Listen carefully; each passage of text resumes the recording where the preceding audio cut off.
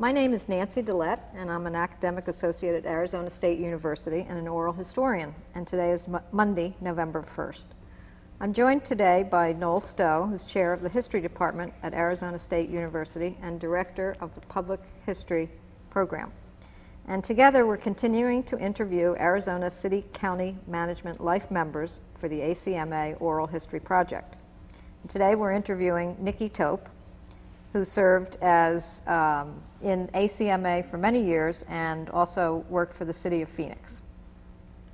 And again, we're fortunate to be in the studios of Channel 11, the city of Phoenix cable station, and they're continuing to offer their services to this oral history project.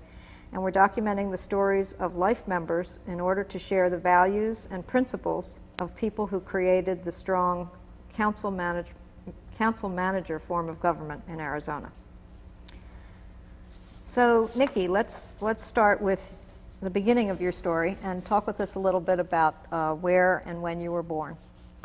I was born in Downs, Kansas in 1937, and shortly after my birth we moved to Nebraska, which nobody could tell the difference between.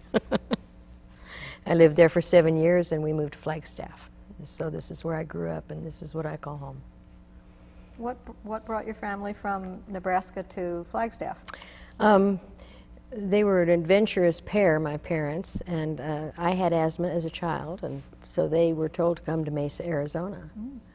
And my father got to Mesa. He's an outdoorsman, and he said, "Nuh-mm," and we just kept driving until he saw something he liked.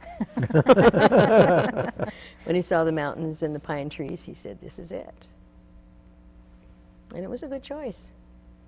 And how did your family make a living in Flagstaff? My father was a well, he actually owned a little garage on Santa Fe called the Arrowhead Motor Company. And my mother was in the restaurant business. And they worked very, very hard all their lives and ended up moving to Phoenix in their later years and retired here. Mm-hmm. And what brought you first to the Phoenix area? Well, I was in banking in Flagstaff, and I met this traveling banker who was doing branch relief at the time. We met at Valley National Bank up there, and we married, and he was immediately transferred. Well, within the first year of our marriage, he was transferred to St. John's, Arizona. And we lived there for a period of about 1.5 years, and then he was transferred to Phoenix. Mm-hmm. So what year would that have been? 1960. We moved to the west side of town and moved into a brand new little Hallcraft home and paid $10,000 for it.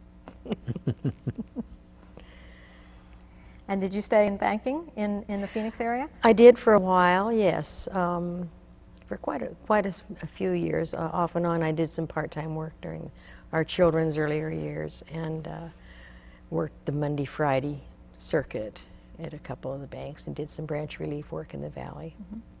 Branch relief means what? Well, that means if if there's a drive-in teller that's sick, you go in and you work for that person.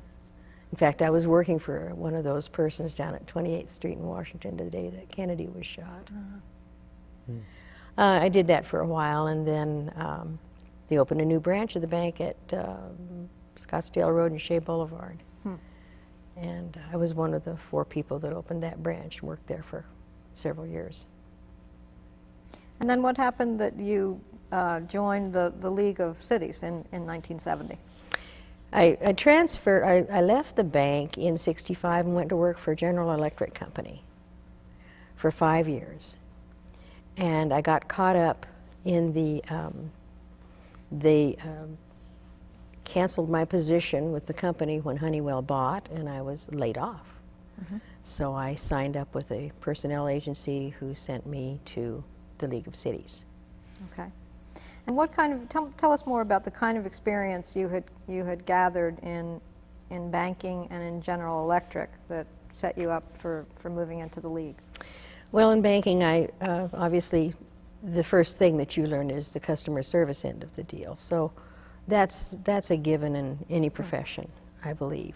And in the bank, I did the teller work, I got my bookkeeping down, all of those kinds of skills, and ended up as the secretary to the manager and running the new accounts desk and those kinds of things. And then I decided that now that I had these skills, I should make money doing it, because banks didn't pay very well then. So I moved to GE for that purpose, and then worked in professional placement there, setting up interviews for candidates that were coming in mostly from the East, from Schenectady and all over the eastern coast, where General Electric professional people came from. What kind of skills did they have that General Electric was looking for at that time? A lot of engineers. Karsten Solheim started at GE, and then he developed the ping putter, and he left GE. So, but engineering is the name of the game, and the divisions that I worked in were in manufacturing engineering, not in the aircraft end of things, until Honeywell came on, and that's when I was gone. So you had a combination then of the customer service and human resources from the two jobs you had before. Right. Okay. So it's 1970. It's 1970. I get an interview with Jack Dabalski's chief assistant, whose name was Kent Swisher.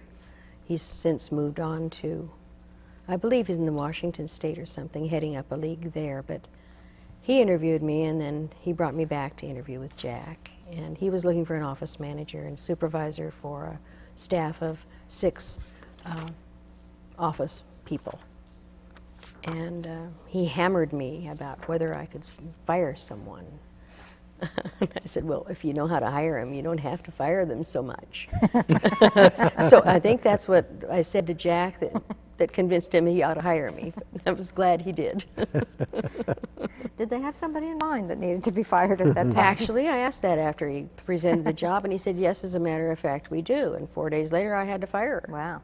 And she was, I was 30 at the time, and she was in her 50s, and it was quite intimidating. But sure. So tell us a little bit about the work of the League in 1970 and the work that Jack was doing that you entered into. Okay, in 1970, the League offices were still on the 6th floor of the Del Webb building, across the street from the Del Webb townhouse. And they, in addition to League activity going on there, they housed the MAG operations, which were, I don't know how long they'd been around, but it was a new venture, I guess, at that time, for MAG. At the League, I believe we had 65 incorporated cities at that time.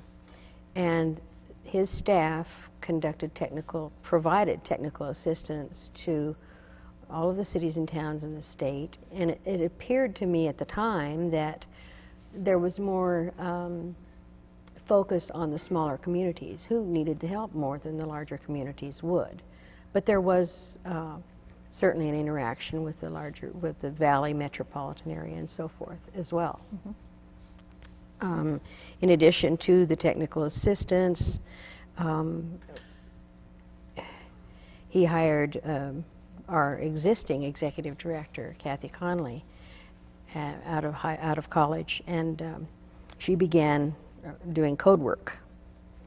Among many other things, she was a staff assistant of equal with the rest of the staff.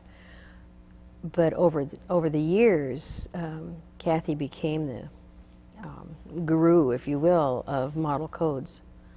And the League wrote codes for most of the small communities. And my staff operated the automatic equipment that typed those things. This was before computers. And we had volumes and volumes of legalese to type and to proof and to print. And it was a very, very significant part of the contribution the League was making to communities then. Tell us some more about some of the technical assistance that the League provided. Oh, managers would call the League and ask all kinds of questions about or need assistance for road work in their communities, how to staff fire departments, how to staff police departments, anything that you can think of that how to get water to their communities, how to do sewer work, how to put that all together. And a major part too was Jack's, what he used to call dog and pony shows, which were really council orientation sessions. Every time an election happened in any community, he would be there. And I know you've seen some of this, you've heard some of this before, probably from Jack's interview. I know it's written in his biographical statement for his scholarship fund. But he would go and take a staff assistant with him to meet the council and the staff and say, this is what it's about. And he had a huge publications operation going on. That's another part of the technical assistance that I'd forgotten for a moment. I know how I could, because my staff had to put them together. But little pamphlets, so you got elected, so now what, and so on. And that was a major part too of what he was doing for the communities. He also would visit with the city of Phoenix, with the other large cities before the council, and later in the later years on camera through this channel, to introduce them to the league. And of course he had a little different role in that regard with the larger cities, but and he had always had a chief legislative staff member that worked with him, and of course that was his big forte, was working with the legislature. He was our lobbyist. And he met with the communities and lobbied for them. And in the larger communities, he had people on his staff that interacted with the governmental liaisons throughout the state. Where did the support, financial support, come from for the league? It was all dues from the cities. And he would sell the publications, but I suspect it was a break-even kind of thing. But the communities paid in dues on an annual basis. And based on size of the community? Based on population, And what were the codes that you talked about a moment ago? The municipal code that that lays out the legal framework for a community with charter governments and so forth. Whether, I guess most of our cities are charter at this point, but a few are still towns. So when you came in 1970, were most of the cities and towns already in the council manager form of government, or was that sort of in the transitional time? No, it was absolutely council manager form. I've never known a non-council. Everything was That's council right. I manager don't believe by there's that a time. city or a town in the state that is not. And that's to Jack's credit. So it wasn't so much selling, excuse me, selling the idea anymore. Well, It was the mechanics of making it work. that's true in the establishment of communities, but I think that that he sold the idea to elected officials across the state every 2 years. And they bought it for good reason, because it is the best there is. So in 1970, when you took this job, were you aware at that time that Arizona was, or was Arizona really serving as a leader for the council manager? I don't think I was totally aware of that. As a matter of fact, during the interview, he asked me who the mayor was of Phoenix. And it had, Ken Driggs had just been elected, and Milt Graham was out, and he wanted to be sure I knew that. But no, I don't think I really had a sense of that yet. I was doing well to remember the city manager's name and the mayor's name in every city in the state to begin with. So it was certainly, Jack Dabalski was my mentor. And that 7 years was nothing but a constant learning process, and I was very fortunate. And the skills that you brought in, that you mentioned before about human resources and customer service, could you see that they were going to be immediately necessary in this new job, or what was it that attracted you to the job? I could see one of the things that attracted me to the job was that I was working directly for the CEO, if you will. And I sensed that he was going to give me full rein until I did something wrong and to do the job. And I could see that working with elected officials that call in and staff people, but mostly elected officials that would call in, you need to know how to treat those people. I had to train receptionists on how to recognize voices on the phone so as to not ask them their name. We didn't have caller ID. But those seem like simple skills, but they're really not. It was a sense of how you treat the people for whom you work with dignity and respect, and to try to train that into other people. And then you learn how to, just like managers do, you learn how to hire the right people for the job. So immediately they had a situation on their hand that they needed immediate guidance and help with. Yeah, they did. The woman had been only with them for a few months, and she wasn't interested in her work, and she was, I think she was just pressing them to the wall. She probably didn't want to work anyway. I didn't really know her that well.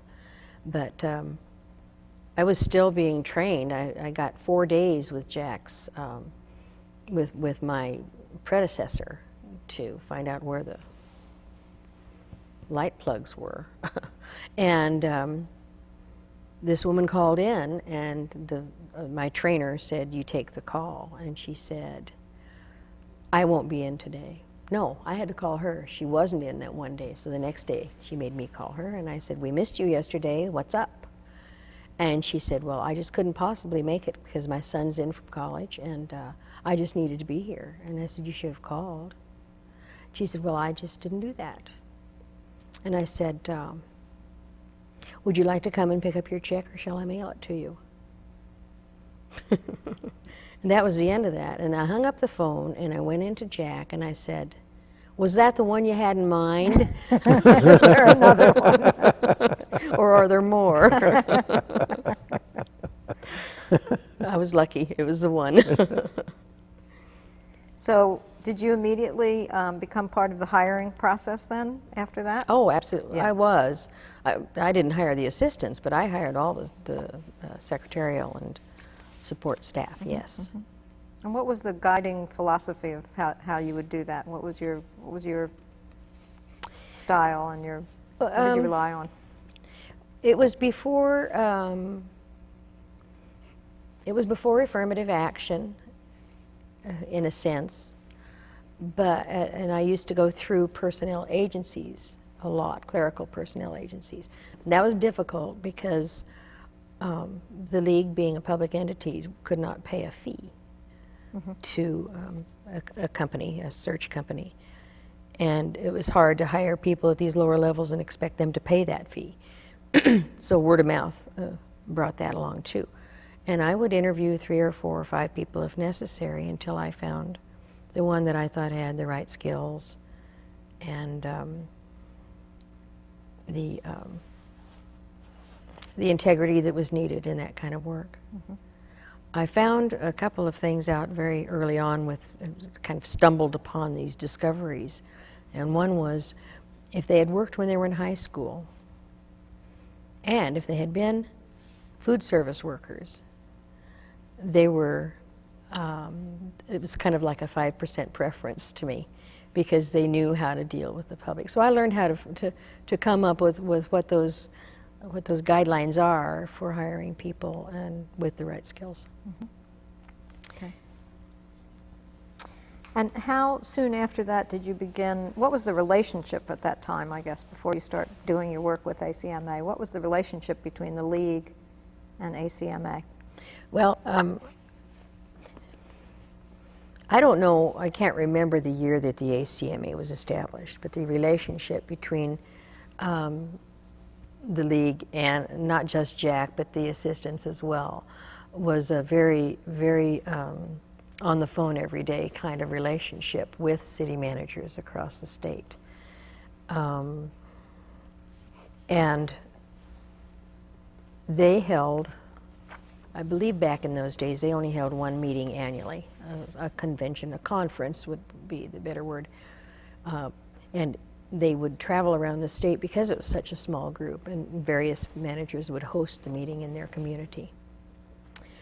And I would help in conducting and putting together those meetings and dealing with the hotel and the restaurant and a bus, if you will, and a program for the spouses and that kind of thing. It was the ladies' program back then, but that evolved too. And I was assisting with that kind of thing. And as time went by, I took on a little more and a little more. How would you describe the conference? How did they come? What did they come together to talk about? They would come. They had a very what's the issue of the day kind of an approach to this. They would have a full 2 days of meetings, and many of them involving panels of managers. Conducting almost an interactive kind of meeting, and they covered the issues that were tough to deal with. They'd always try to have something on the Code of Ethics, the ACMA City Managers Code of Ethics, and other what water was doing, what the groundwater code was about, all different kinds of things like that. And they tried to sneak in a golf tournament if they could, and a happy hour at the end of the day in one of the suites at the hotel if they could. And everything, we got everything donated, except, of course, they had to pay a registration fee to cover meals and so forth. But any extracurricular was through some sort of sponsorship. When you said they had a session each time on the Code of Ethics, what kinds of things were they focusing on in terms of professional development? Really how a manager conducts himself or herself in the workplace. What is ethical conduct? Managers would call in and say, I have a dilemma. What should I do?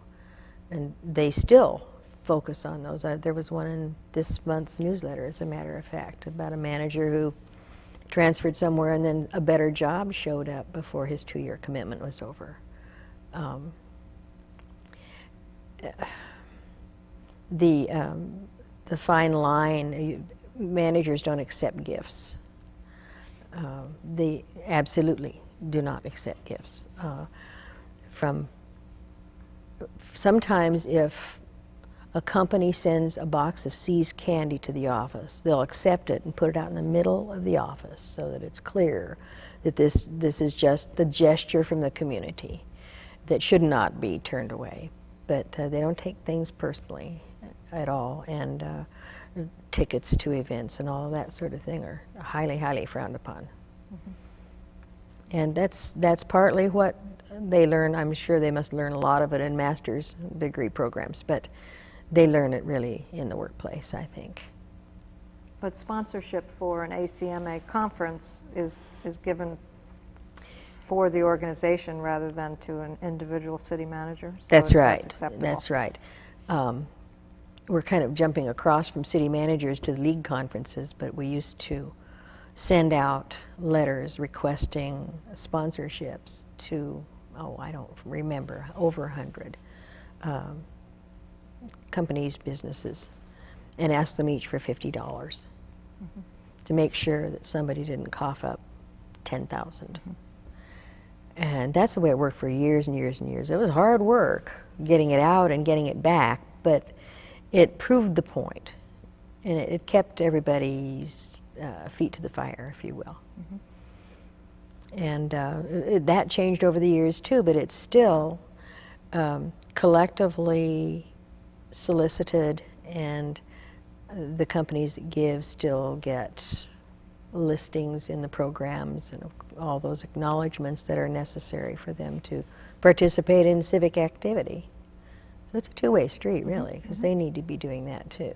And we make sure at the staff level that we are spending it appropriately. You mentioned that we were mixing up the league and the ACMA meetings. Can you help us distinguish between the two meetings a little Well, bit more? the league meeting is an annual affair that involves staff and elected officials, but it's geared to the elected officials in the state. And because of Jack's and now Kathy's continuing vigil, we've always had our governor speak on the last day of the meeting, or the next to the last day, whatever fits in a schedule. We've always had the ear of the congressional delegation for our purposes to speak to elected officials.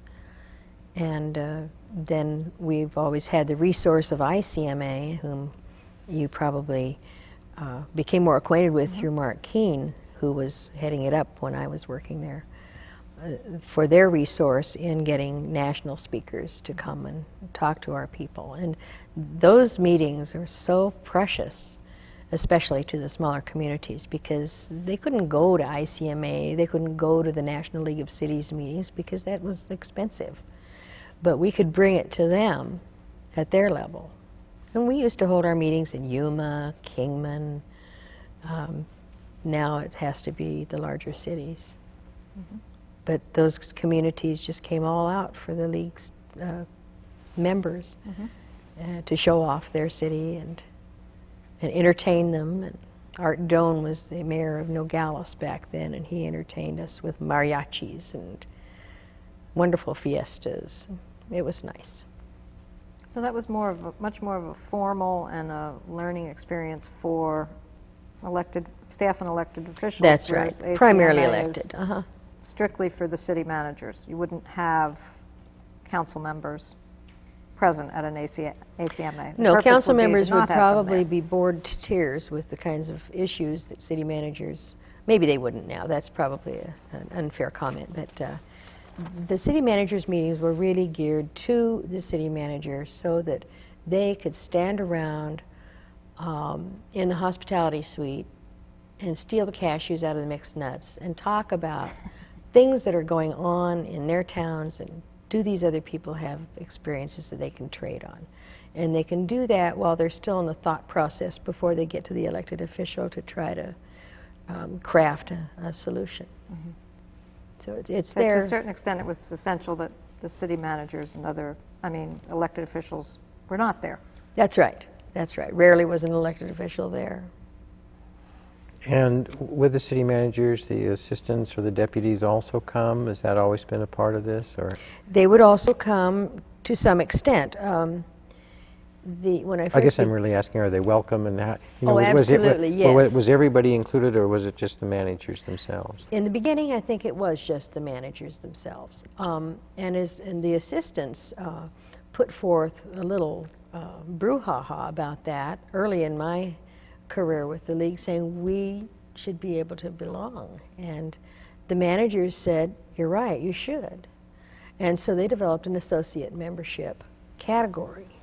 Active members were the city managers, and associates were, maybe they used the word assistant, I've forgotten. I don't think they had voting authority at that time. But then as years passed, I think early on, whoever the president was of the Assistants Association was a member of the ACMA board. But I'm not certain there was a voting activity with that either. So they had a separate association? They did, and they still do, actually. But they... Is it within ACMA or separate from it? It's separate from it, but in fact, the assistants are at every meeting. Of course, they meet twice a year now, and the assistants kick off a day earlier, and they have, they may invite a manager or two to speak to them. It's a very interactive, good relationship. But like anything else, in the beginning, they had to be told, "Come on, we're welcome here."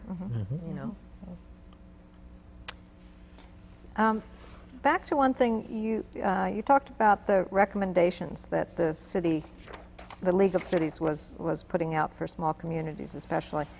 At that time in the 1970s, was it? I don't assume any city had gone through. Every city was at large voting. I believe that's true, yeah. Okay. No, that can't be, because the mayor of Phoenix is elected, council at large, but the mayor is personally elected, and probably there were others, probably Okay. Tucson. But beyond that, I'm not sure that they weren't all at large. Okay. And then they would elect from their ranks. That would be set out in their charters. And the league would also make recommendations about term limits No, for mayors and city council and no, that sort they of didn't. thing? They didn't make any recommendations like that. What they talked about in terms of if you're talking about the dog and pony shows, as I mentioned, is Yeah. that what you're after? Yeah. It really had more to do with the ethical side of things, and what was the manager's job and what was not his job, and that they, as elected officials, had no authority to supervise or hire or dismiss a staff member of a city. Only the city manager is the only employee they had. And it sometimes had to be monitored because some people didn't quite understand the depth of that whole issue. But that's at the core of council manager. Mm-hmm. Was there any kind of training at that time for people who were, it's interesting how much training you have to have and knowledge you have to become a good council member. Oh, yes. But was there any, and you can't really imagine what those responsibilities and how much you'd have to know to be a good council member. Was there any way that people got either diverted from running for those positions or welcomed into it? Was there any training? Oh, no. Well, if I'm understanding what you're saying, this whatever training takes place after the election. After the election. Yeah. Right. And the league was way back in the corner somewhere. They never campaigned, except for initiative petitions and the kinds of things it was their tenet to do for the communities. Totally nonpartisan and totally non-involved in city election processes. So not even to the extent of putting out a publication of that would help people to understand what the role of an elected official was and kind of time commitment. Wouldn't even go there. Not addressed, no, not addressed to anybody that's seeking office. Okay. If they're clever, they'll know who to ask. But no, nothing coming out of the league. Were there a couple of initiative or petitions that you can think of that were especially outstanding in the early 70s? This is an area that I know very little about, and I was reminded of it when I read Mr. Dabalski's resume again yesterday, or 2 days ago, when the newsletter came out. And it was to, he fought long and hard and won the 10% override issue, state shared revenues. And he was instrumental in the Groundwater Commission work with private sector across the board, state and officials and so on. But that is a part of what he did that I knew very little about. That just wasn't within my realm of knowledge. Okay.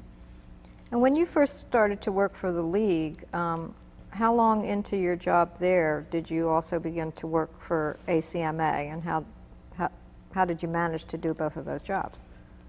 I got involved with ACMA, I believe it was in about 1973. There was a staff assistant that had been assigned to do the ACMA meetings, period, the whole thing. And one year he lost money on it, and I pounced on that. I wasn't very nice about it, but it was, he knew I was going to do it. And I went into Jack and proved to him that I could make money on that conference, and that there just wasn't enough time in one person's day to worry about the program, get the speakers and all of those kinds of things, and run the facilities and that they needed my help. And Jack bought that. So it became a dual activity at that point. And I did make him money the first year. covered the expenses. I guess you'd have to call it a wash. Yeah. Anything else that you think we should talk about before you move on to working for the city? I guess not really. Working with the city managers became more intense with staffing their association, I guess is the way to talk about it. The treasurer might have been, the elected treasurer might live in Wickenburg. And I signed on the account. And I talked to the treasurer, and then I signed the checks and sent him all the reports necessary. So I was their gopher, I guess you could call it, and met all of them through that process. And I think that's a great segue because that's where I met Marvin, was at one of these conferences. And it was at a time when I was looking. I'd been with the league for 7 years, and I talked to Jack and said, I've gone as far as I can go in this organization, and I need to move on. And I would never do that without making certain that he was the first to know. And so I mentioned that when Marvin asked me if I was happy in my work, and I said yes, but I'm ready to move on. And he said, And that was in February of one year. And in May, he called and invited me to lunch. And I accepted, and I went down the hall, and I said, Jack, I trust you've been talking to Marvin Andrews? He said yes. I said, okay, then I'll accept the invitation to go to lunch. So that's how I moved from the league on to the city of Phoenix. Okay. So that's 1977. 1977. And okay. Sorry. I was going to say, what kind of things did you talk about at lunch? Well, he was trying to tell me exactly what it was he needed in the position that he was interviewing me for. He had been named, this is 77, this is June, he had been city manager since October of 76. So he was still filling out the last parts of his direct staff. And he decided he needed a chief assistant, not an assistant city manager, but a chief assistant to take care of him. And he told me the kinds of things that he needed that included helping him manage his time better, because he had several, let's see, were we deputy managers then or still urban services managers? That, for some reason that got changed legally. But he had these direct report deputies. And they all were accustomed in the smaller community of going up and rapping on the door and walking in. And he loved that, but he didn't have time anymore for that, with, I think there were 5 of them, with distinct responsibilities. So I was supposed to be the one that tried to make everybody think that he really wanted to talk to him in the worst way, and he was next, or she was third in line, or whatever. That was one of the things he needed at the time. So that's what I did. And So people basically then had to come through you. that's right. Yeah. That was, I was the block outside the door. That one of the department heads said that I was referred to as the sacred cow, and I said, really? Then I said, whatever. You know, I knew I was doing the job that Marvin wanted me to do there, and it was a good experience. These managers, just to talk about Marvin for a moment, since he won't be able to be interviewed, he said, that man is the city manager in his areas. Glenwood Wilson, for instance, was the city manager of human resources, I think was the right term. Ed Hall was the city manager for transportation. And he wanted each of these deputies to know that that was their job and that they were to just do it. They didn't need to ask his permission because they were the city manager for their area, their expertise. So that was his philosophy in a nutshell. Mm-hmm. So how did you not become a blockage point then, but a facilitator? Oh, I'm sure they thought I was.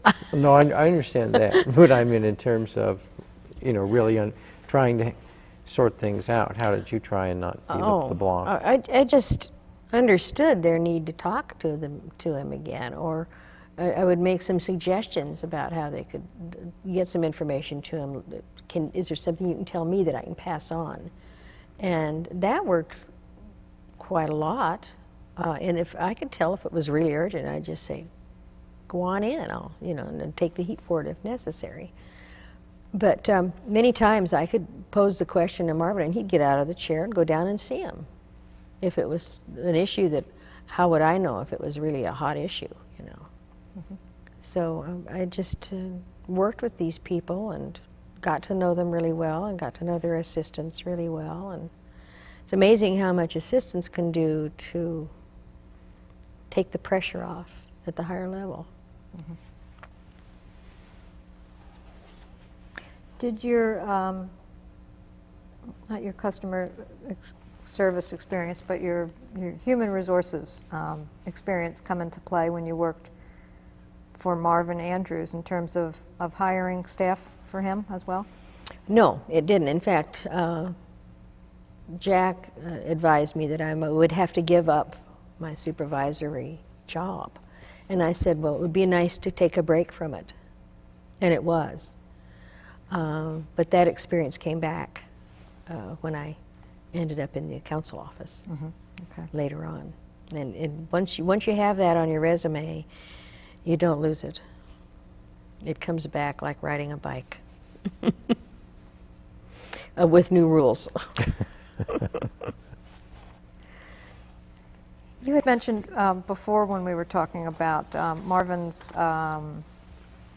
reliance on various personality theories that help to staff and run an office smoothly. Can you talk about that subject a bit? Yeah. Marvin really cared a lot about his staff, beginning, of course, with the executive team that reported directly to him. And he was a voracious reader. And whatever new study came out or whatever new theory came out about behavioral sciences or anything else, he would look into it. And he'd have these consultants come in and chat with him about it. And he would set up programs. I mentioned one called interpersonal effectiveness, which operates on it develops a grid of personality types.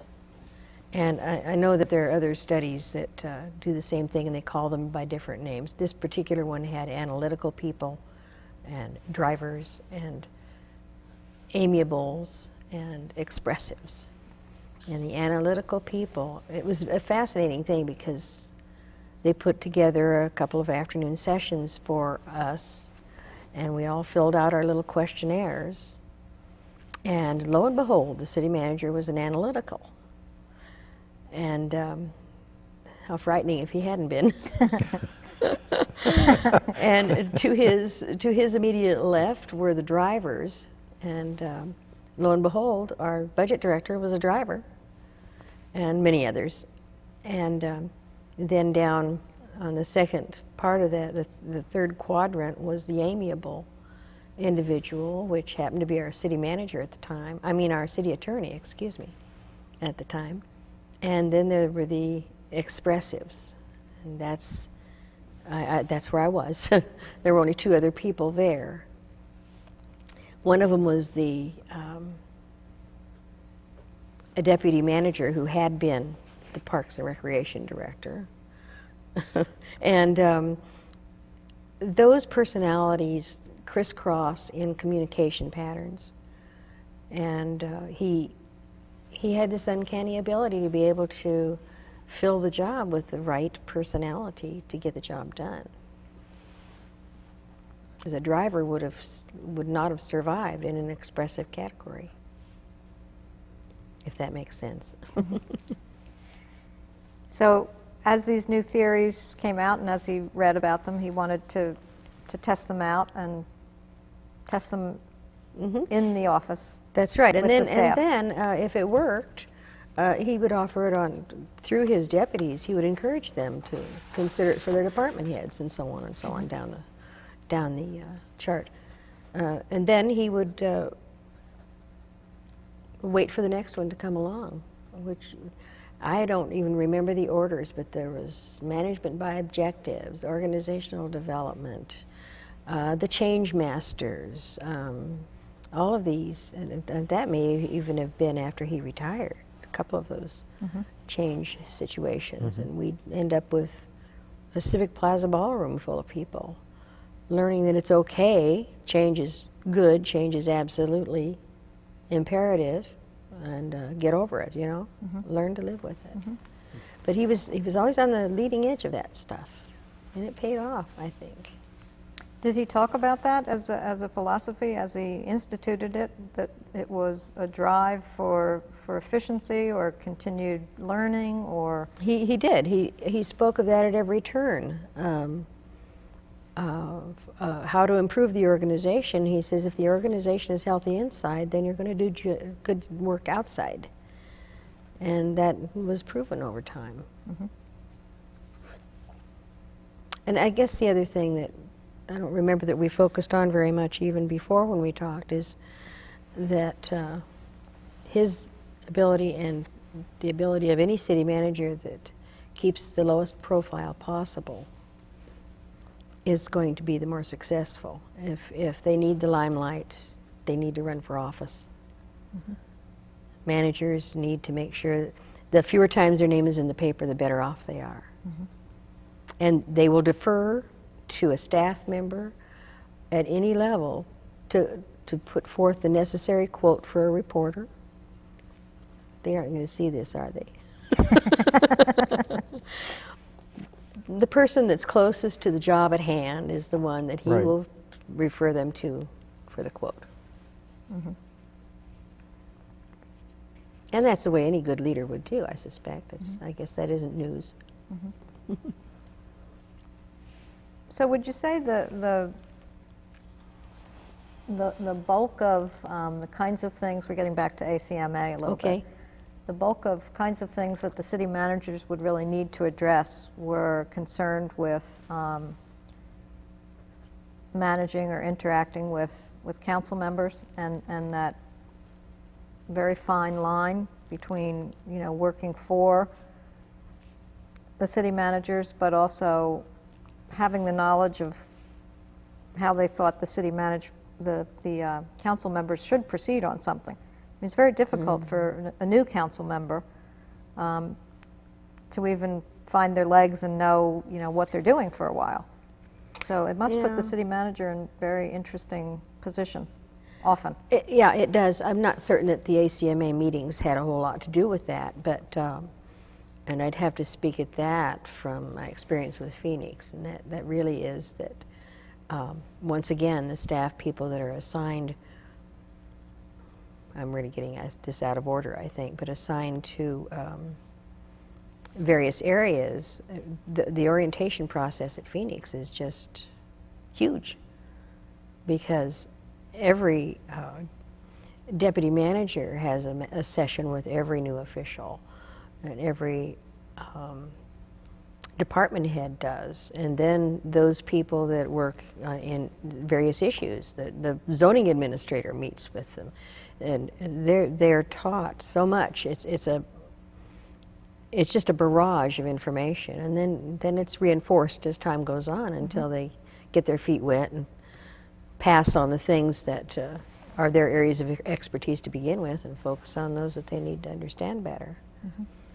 But back at the city manager meeting, I think they're more inclined there to simply talk about things that are really not public issues so much as they are maybe interpersonal issues. Managers are so busy that they might know each other on the street if they saw each other, but to be able to hang out with them and to really get to know them is important. And I have witnessed managers in a very resort type setting hammering out some really tough issues at these things because they're in an area where they can converse without going on the record every other sentence. So it's a good hammering ground for them, I think. When you worked for Marvin and for the city of Phoenix, you continued to carry on your job with the ACMA for a little while? Yeah, for a little while I did.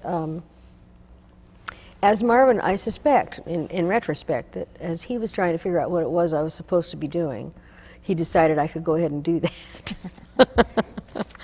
And I think he and Jack probably spoke, and Jack asked if I could continue with billing for the dues and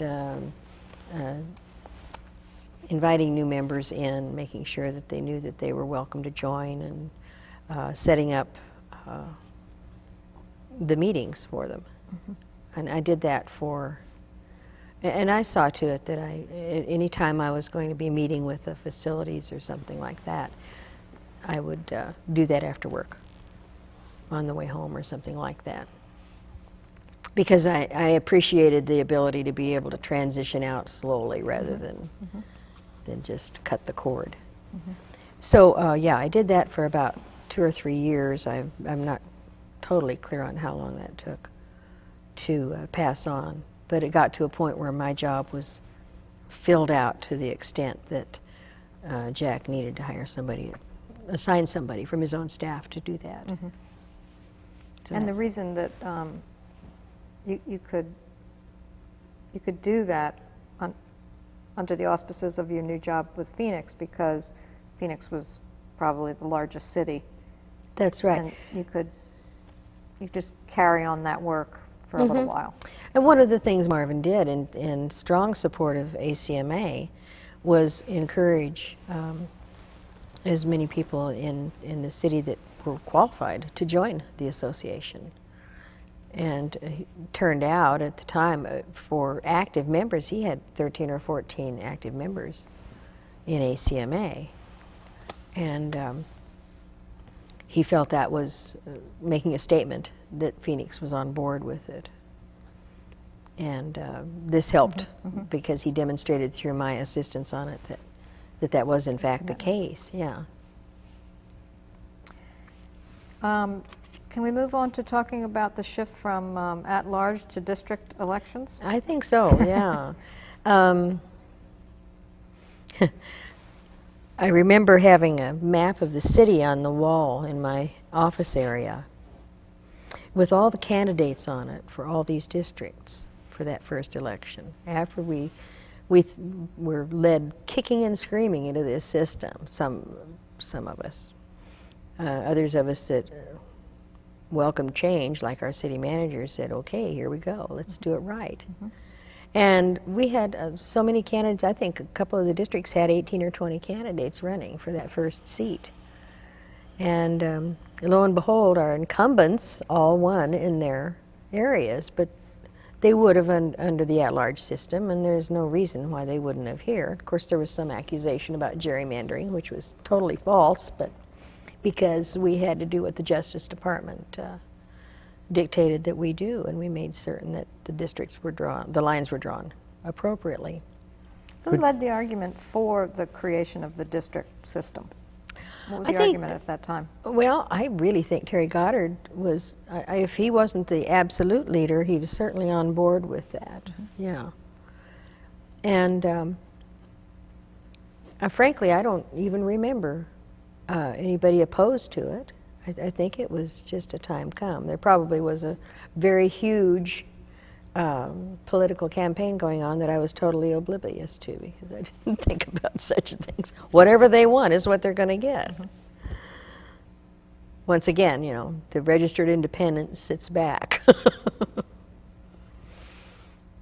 And when you have 18 to 20 candidates running, do they call and ask for information? Was there anything like that coming to the city? Oh yes, the city clerk's office was set up, and they could go pull a packet so that they could get their petition signatures, and they would be given instructions on what you need to do in order to qualify for the ballot. And that many were out there to challenge each one of them. Did anybody think to call a city manager's office and try an interview? Once in a while they would call, and they would never get that far. Well, I was thinking just finding out information about the city or trying any of those kind of approaches. Did that Yes. In fact, once a candidate is a bona fide candidate for office, then certainly the city manager will talk to them and answer any questions they have. Very, very unequivocally, but nevertheless, yeah, he's at there. In fact, any department head, any staff member is available to any official that is running for office. Now, and it depends. They're not going to get any information about what their opponent or whatever might be up to, because that would be totally unethical. But if they want to know about city services and about garbage collection and all those things that those services we provide, then yeah. Was there any measurable difference between them asking that before, when they were, as you moved towards the district situation? I was thinking in that sense, there's a change in the style of how you run for office. You're in districts now, it's a little bit different, and you've got so many more people. Is there just more information being asked from the city? Is that the only perceptible difference? I think that changed with districts. Okay. But that's partly guess, I have to admit, because in the at-large system, it was pretty much the good old boys out there back then, in many cases. And people seemed to know what they wanted done, and usually the people that were running weren't really going to challenge an incumbent council member that had been around forever, unless that person was and there weren't term limits either at that time, now that I think about it. So I think it was a whole different set of circumstances. So how did the shift to the district system affect you and your job? Quite profoundly, actually. Marvin was so intent and insistent that this entire city was going to embrace this change and make it work, that he assigned, each deputy manager was assigned a certain district council member to help in the mentoring process, and he went around all down the line that way. And then in the early years, we had 4 citizens assistance officers on the first floor of the Calvin C. Good building that was under the at-large system. They answered all of the citizens' calls and responded to the community that way. And the 4 of those people worked for the 6 council members. And when districts came in, our incumbent council members said, I'll take this assistant, I'll take this assistant. And because each council member got his or her own assistant. And so the other 4 were brought in. A couple of them happened to be campaign managers, which was very new for an at-large community to see. And so we had 8 council assistants downstairs in that little cubby hole. And one of the first things I was assigned to do is figure out where we're going to put all these computers for all of these people. And that evolved into telling the city manager they all want to be on the 9th floor. So we remodeled the 9th floor, because obviously it wasn't just the assistants screaming, because they had their council member behind them saying, yes, my assistant needs to be here.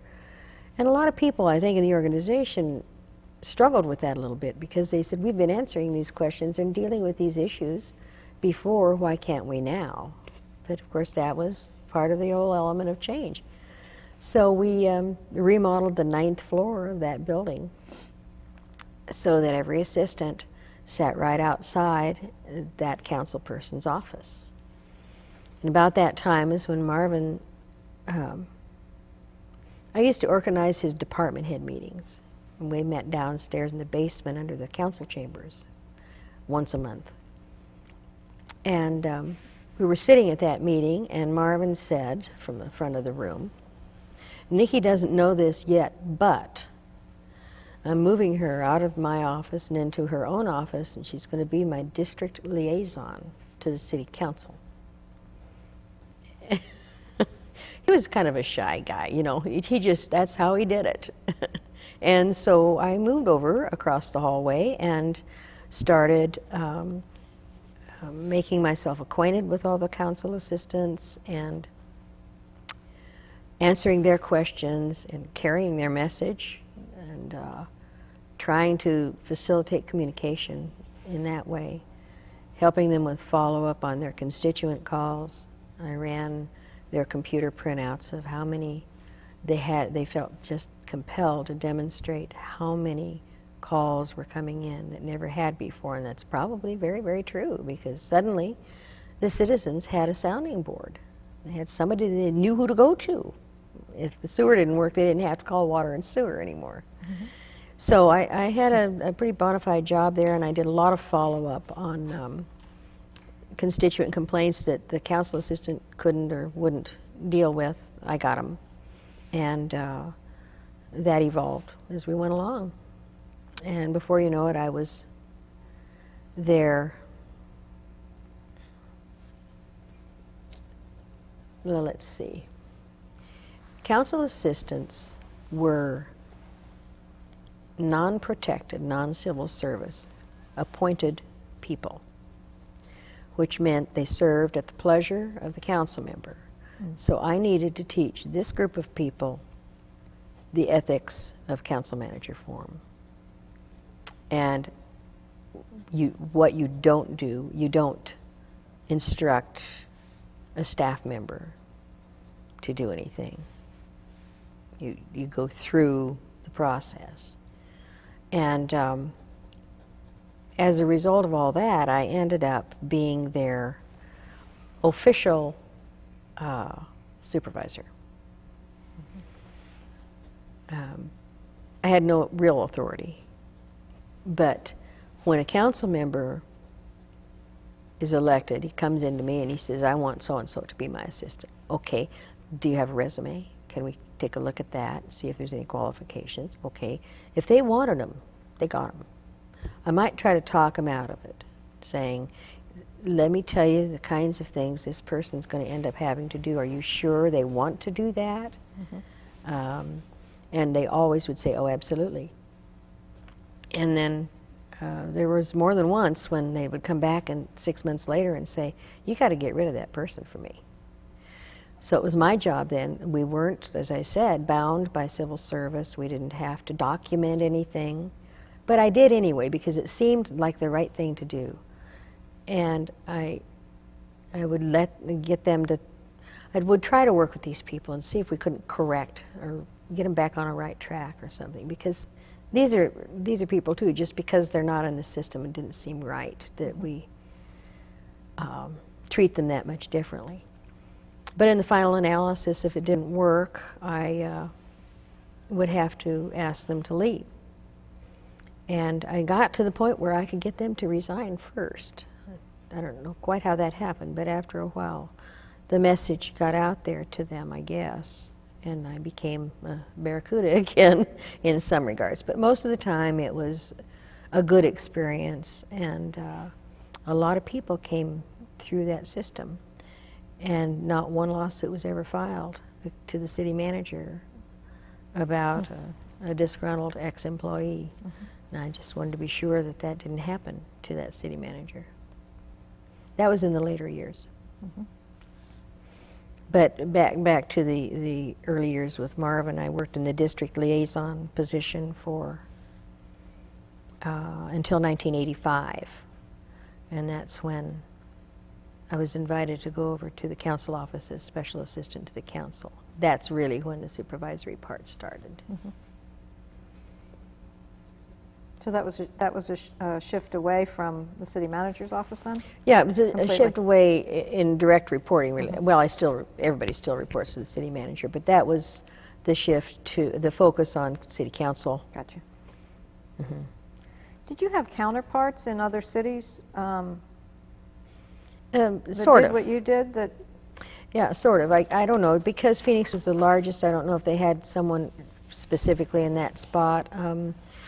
I know that the executive assistant to the council had counterparts in the metropolitan cities. Your Mike Hutchinson in Mesa was in that role for Jim Petrie way back then. And there were others around town too. But and obviously they had people working for them, and I suppose there was some sort of peer network there. and most of the people that you've talked about were men in the city manager's position and deputy managers and.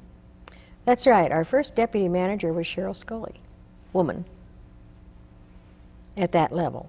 We had several women department heads.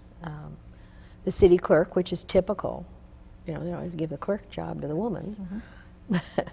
And the clerks at that level are, as you well know, not clerks. They have vast knowledge of elections and all those kinds of things. They're the ones that keep the candidates out of jail.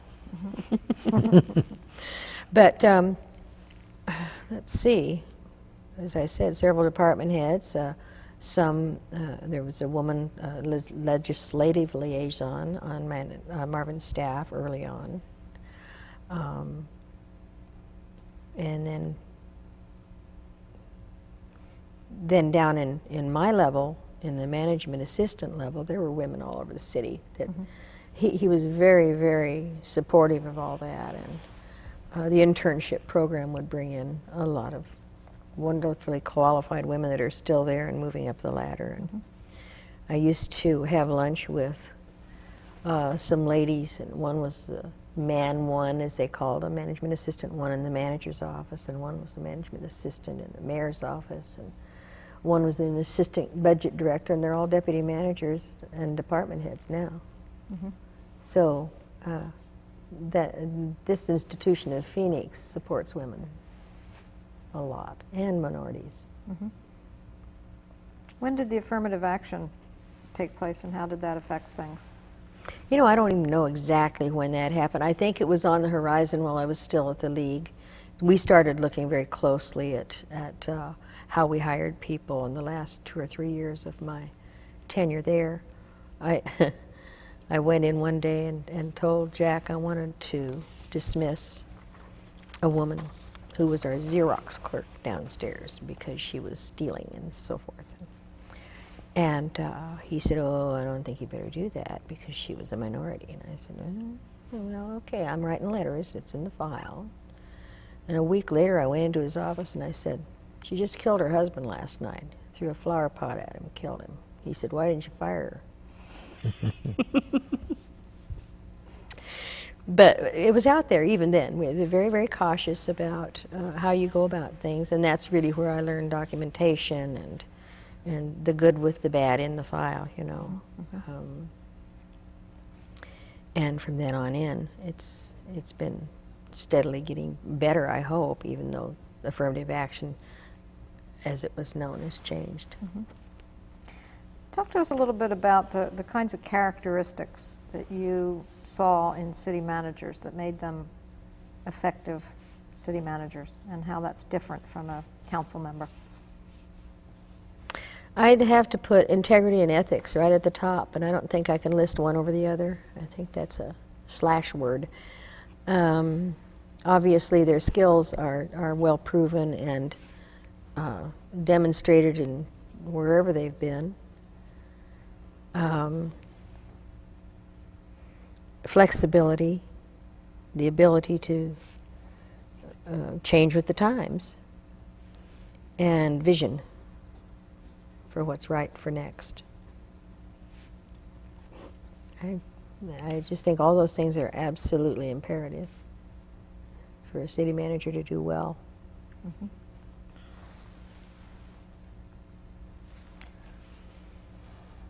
Let's take a little break.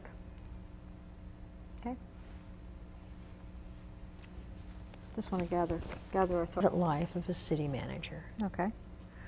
And the absolute, well, if the manager's kid gets pulled over and they find drugs, it gets in the paper.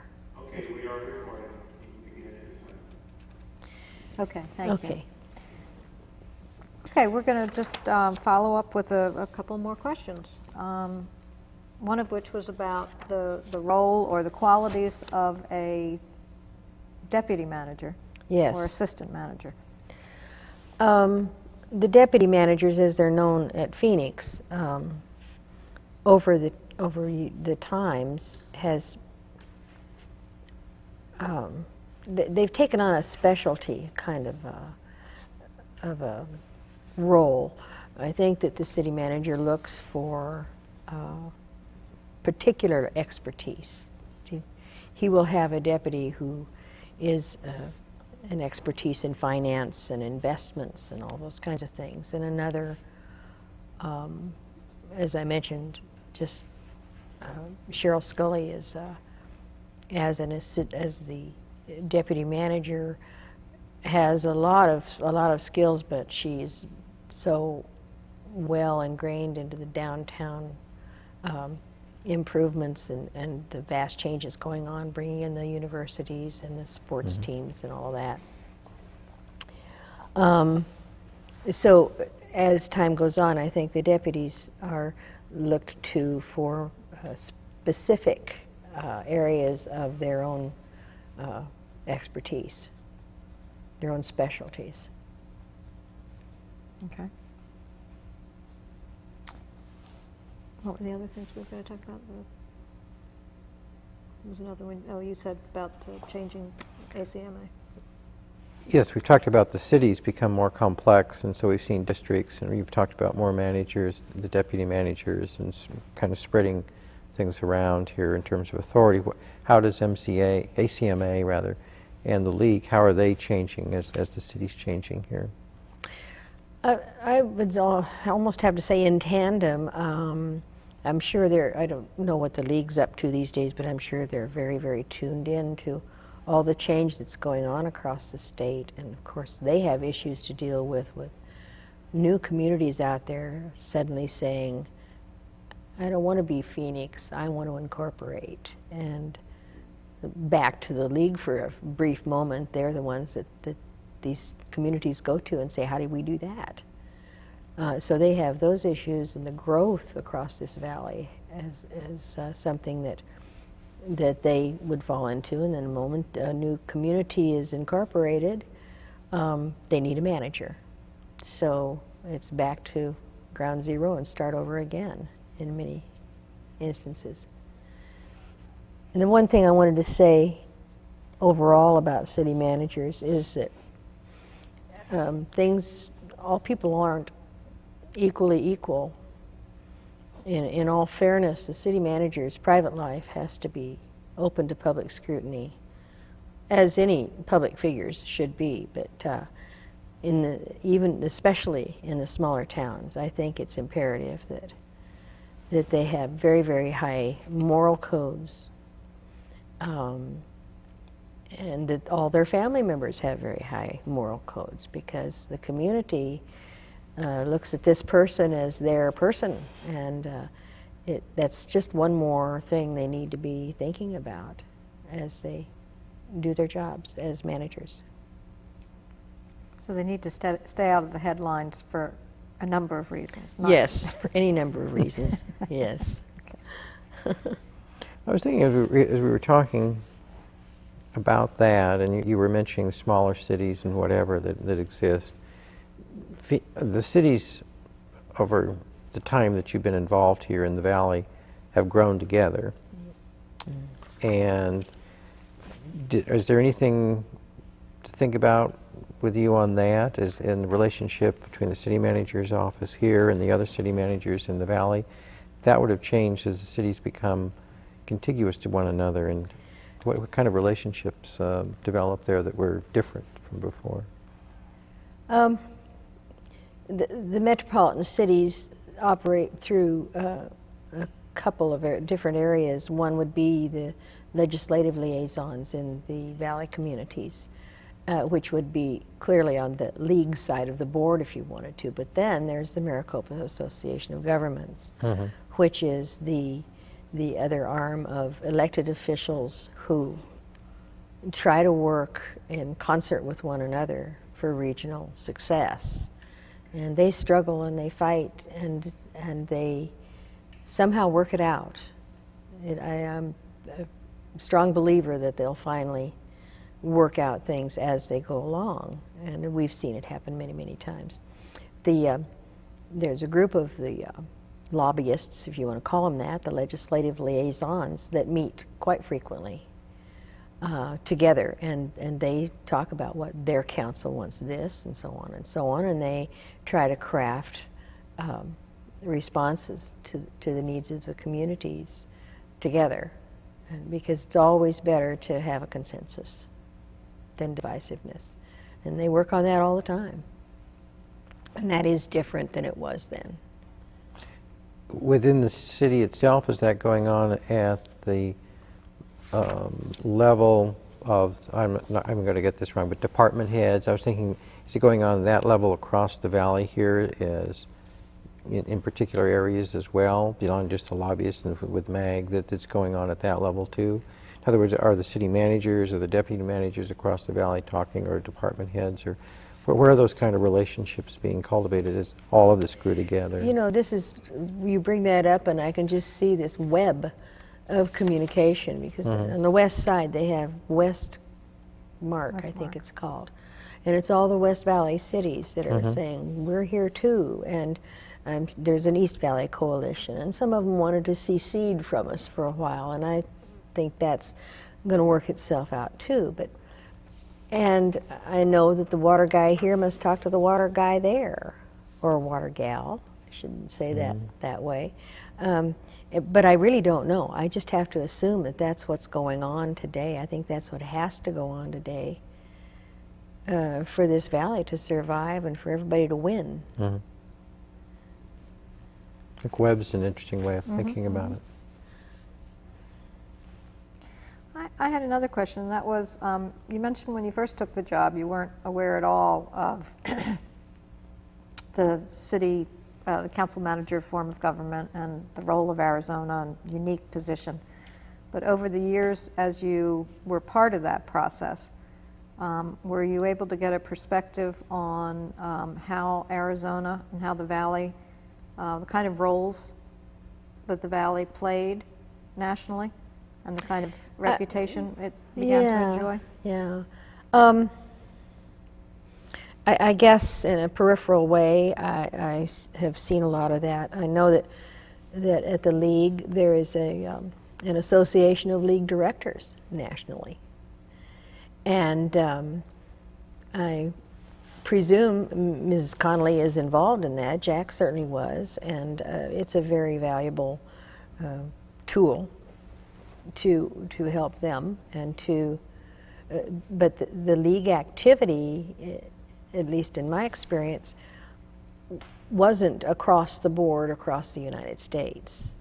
There were 20 or 25 or something leagues that were very, very active, and Arizona is one of those. And I suspect that it was one of the early ones. I've forgotten the other phase of your question exactly. Just the role of the city manager and the reputation of Arizona city managers. Okay, yeah. I guess that it didn't take me very long to become an advocate and for council manager form, because we used to be, the comparison was strong mayor or not. And they always pointed to the first Richard Daley for the example. And then, lo and behold, in the later years, we met a strong mayor in Los Angeles who was a marvelous man. I can't even think of his name now. I'm embarrassed to say. An Bradley? African-American was Bradley? Yes, yes. And so I know that it can work either way, but I'm still a staunch council manager advocate. I think it's the best way to have clean government, because it wasn't until council manager and Ray Wilson that this town got cleaned up at all. I guess it was really something back in the old days. Okay, anything else we want to ask? I don't think so. Okay, Okay, thank you very much. Thank you. thank you.